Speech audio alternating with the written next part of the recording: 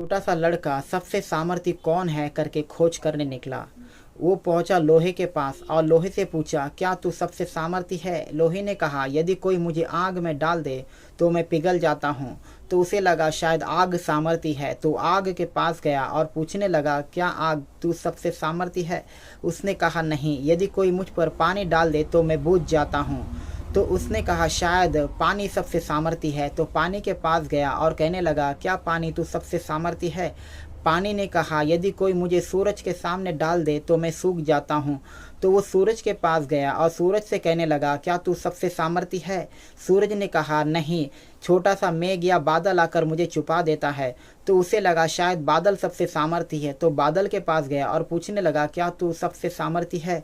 उसने कहा, नहीं। एक छोटी सी हवा आकर मुझे उड़ा देती है। तो उसने कहा, शायद हवा सबसे सामर्थी है। तो हवे से पूछने लगा, क्या तू सबसे सामर्थी है? हवे ने कहा, नहीं, इस पहाड़ को मैं हटा नहीं सकता।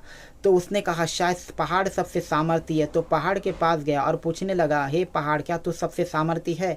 पहाड़ ने कहा, नहीं, मैं नहीं, क्योंकि मनुष्य आकर मुझे खोद देते हैं और मुझे गिरा देते हैं।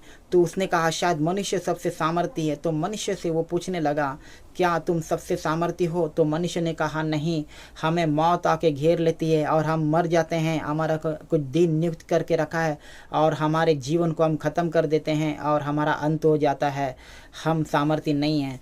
तो वो कहने लगा कि शायद मौत सबसे सामर्थी है। तो मौत के पास वो गया और मौत से पूछने लगा, क्या तू सबसे सामर्थी है?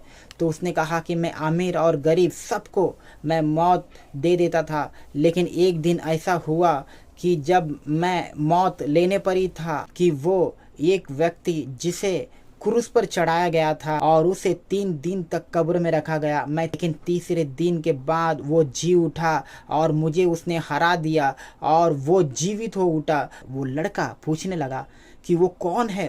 तो उसने कहा कि उसका नाम यीशु है। उसने